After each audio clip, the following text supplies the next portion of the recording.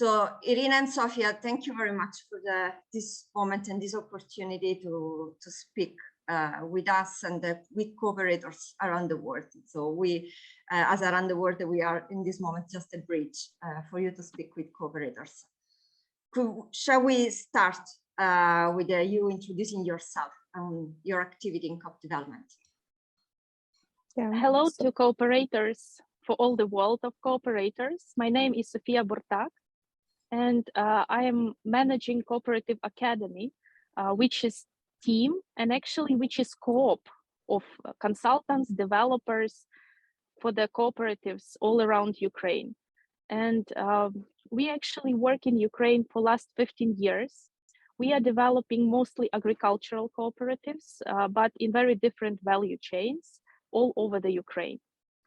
My specialty is cooperative governance and strategic development, and I pass the word to Iryna.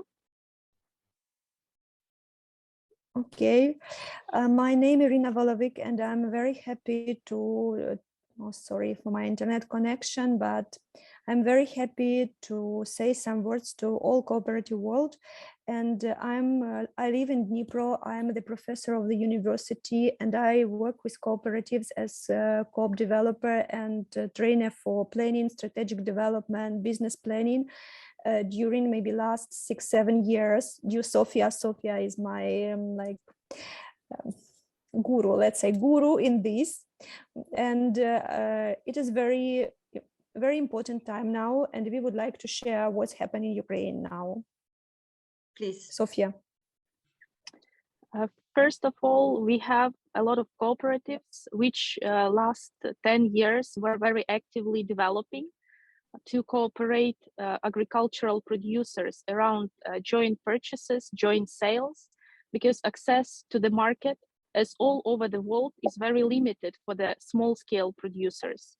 And we were fighting with a lot of challenges, like having the good prices for the produce, which is very pretty good quality, which is natural, which need to be fully packaged, which need to be processed and spread to the better channels of the market, and then to gain the better price. So the cooperatives last 10 years developed the network of the marketing channels. They developed themselves as good cooperators to negotiate with each other the quality, the pricing, the internal prices for the services. And actually all of that right now is ruined, because in dairy sector, the milk processing plants stopped. And you know that in any kind of agriculture production, you cannot stop the process of production. Right now, our producers are stuck with the produce and no channels to actually sell that, and no means actually for their life. So all this entrepreneurship, all cooperation is in very catastrophic situation. And again, our territories in Ukraine are occupied by the aggressor. So these territories are actually cut from the rest of Ukraine. And part of our farmers are under the occupation and they cannot proceed. Part of them have to run away from their places. And second, you know that agriculture production is very tied to the land. And you cannot put your land in your bag, and you cannot go out of your place where you're living to proceed your production. So that's why cooperative movement is in very catastrophic right now situation. Iryna. Yes, and I would like to add that we work with all these people. It's really hundreds and maybe thousands of people all over Ukraine, from Lviv to Dnipro, Lugansk, Donetsk region, Kherson, Zaporizhia, Poltava. So all over the Ukraine, we have these cooperatives.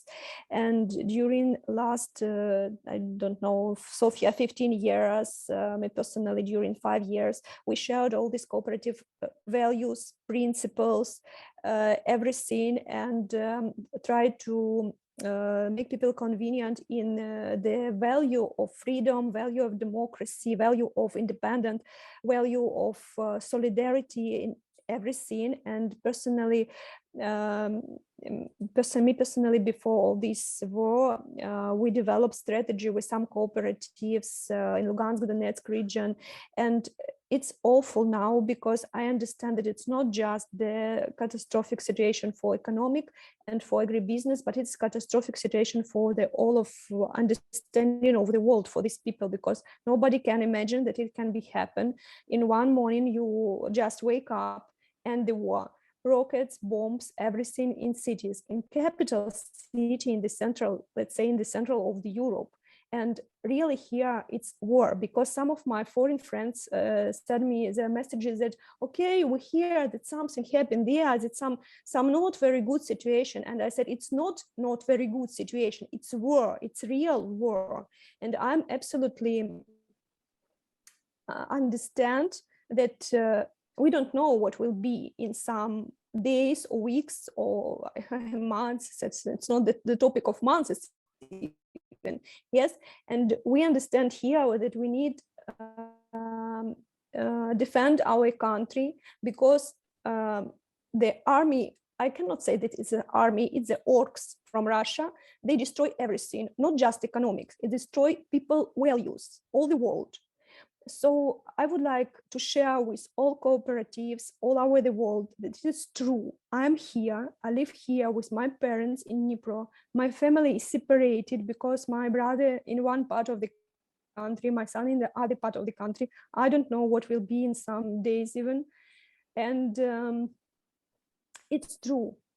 And I sent Sara some pictures from our bomb shelter, and I can send every day all these pictures, because we have these doctors, kids, pregnant women, everything, everybody.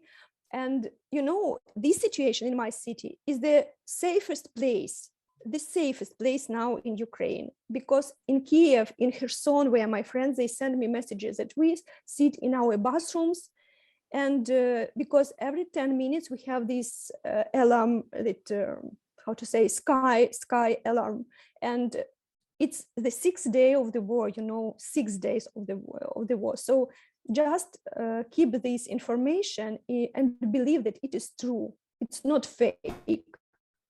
It's true. And our cooperatives, Sofia know maybe some information, I don't know. Did they have the chance to move to the other part of Ukraine? But I'm sure not all of them. And I cannot imagine what happened there. It's incredible.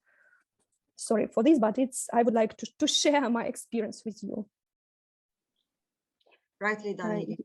Yes. Yes, and right now I'm following other farmers who decided to leave. This is horticulture producers. Why? Because it's only 1 week was before they started the season and started to make all seedlings and putting the greenhouses to the work. So only week away from starting the all full agriculture season. And they didn't. So this kind of producers, they are left with nothing for this season, but they at least can run away from the war and from the direct attacking of Russian soldiers here in Ukraine.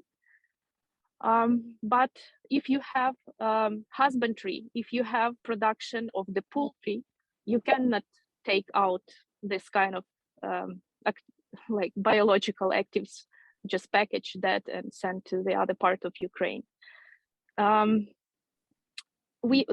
Couple start moving, but the rest are actually trying to defend. And farmers right now in Ukraine stand with army to defend. They took out to the fields all the machinery.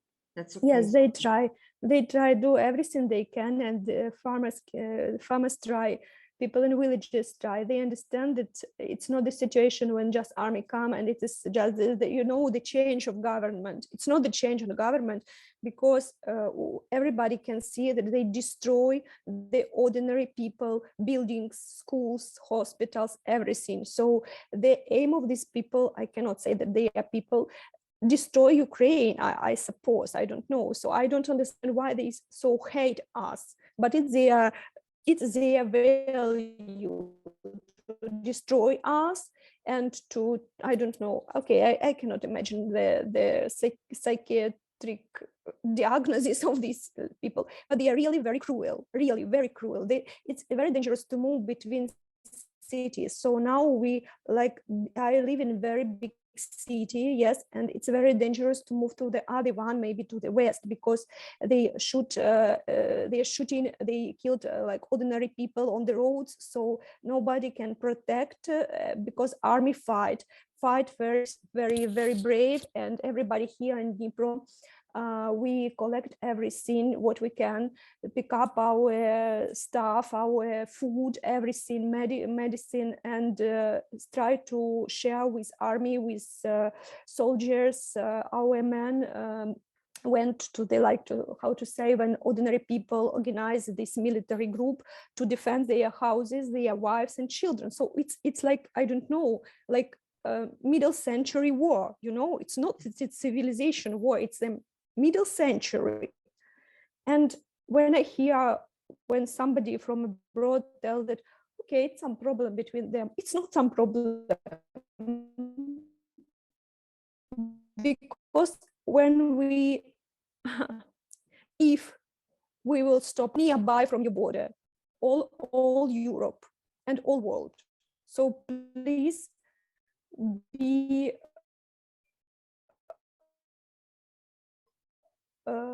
how to say, it is better to help us now, I mean, to stop this, because if not, I cannot imagine what will happen. Iryna, I believe that now, I mean, we will circulating this chat among us with cooperators around the world, and I believe that the immediate questions that everyone would ask is, I mean, how cooperators around the world can support you right now, I mean, and I guess in the future. So I'm asking you this question on behalf of everyone, I guess. Yes, I'm sorry for me out for a couple of minutes. First message to cooperators all around the world, that cooperative movement in Ukraine, it's not the youngest movement. We had cooperatives in 1860, so it's 19th century. So our cooperative started a little bit differently from the Western Europe. So they were not cooperatives of workers of the industrial production, but mostly of the villagers, people, producers in the village. So mostly rural cooperatives started here, and financial cooperatives to help each other, like mutuals. So the cooperative movement in Ukraine is very old, with the full history.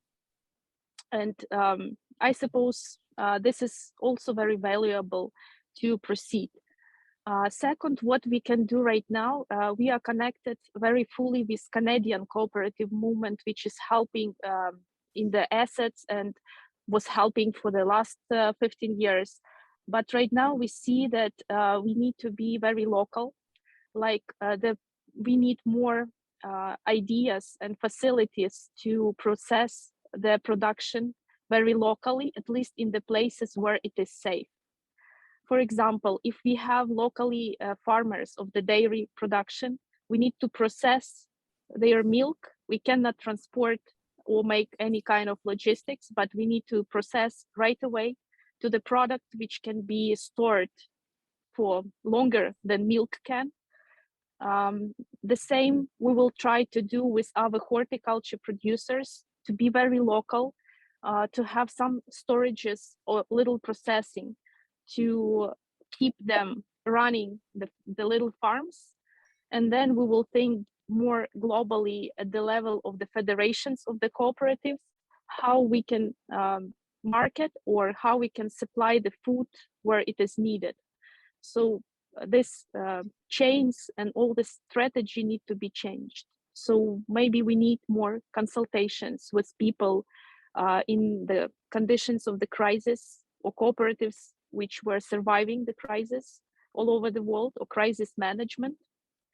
And second, we will need a lot of inputs, material, like real investment to run this kind of productions for the small producers in Ukraine and to keep them alive.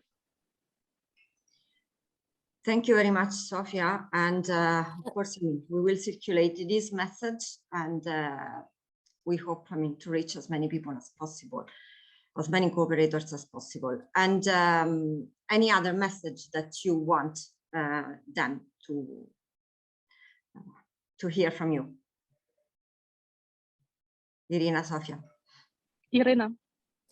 I think maybe if some cooperatives would like to support even the moral issue of the cooperatives in Ukraine, we can share in our webpage or Facebook some good words and with the name of cooperatives from all over the world. I mean, it's very simple issue, but maybe, I don't know, maybe people who sit in the underground shelters, they maybe can read, maybe not. I don't know what about internet, but we can send message that we remember, understand, and will protect and support all cooperatives' values after this crazy time will be end.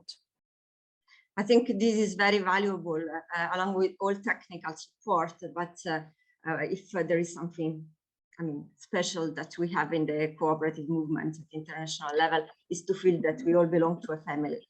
Yeah.